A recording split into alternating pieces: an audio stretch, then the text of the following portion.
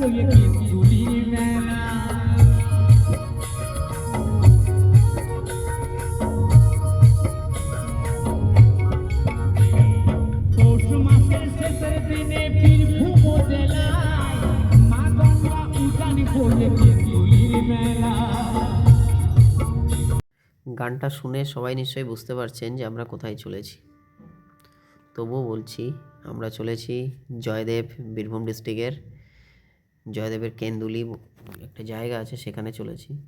তো আমরা চলেছি 3 জন, আমি, আমার ওয়াইফ এবং আমাদের একটা ভাই, তাকে সঙ্গে নিয়েছি। নিয়ে 3 জনে চলেছি। রাস্তায় যেতে যেতে প্রথমে তো জয়দেবের গান দিয়েই শুরু করেছি, জয়দেবের যে গান, সে মেলার যে গান দিয়ে। তারপরে রাস্তায় চলছি গ্রামের ভেতর দিয়ে, শর্টকাট যাওয়ার জন্য গ্রামের ভেতর দিয়ে।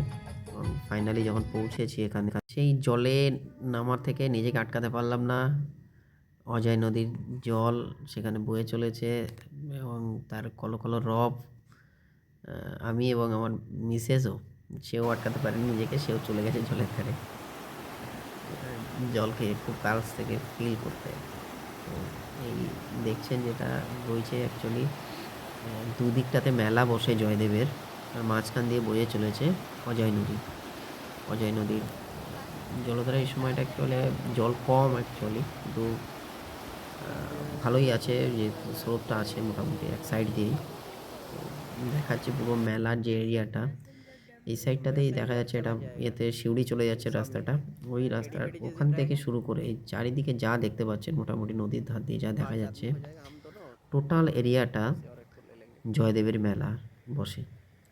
দুদিকেই নদীর দুধারেই বসে, এবং স্পেশালি নদীর এই সাইডটাতে, আমরা যে সাইডটাতে দাঁড়িয়ে আছি, এই সাইডটাতে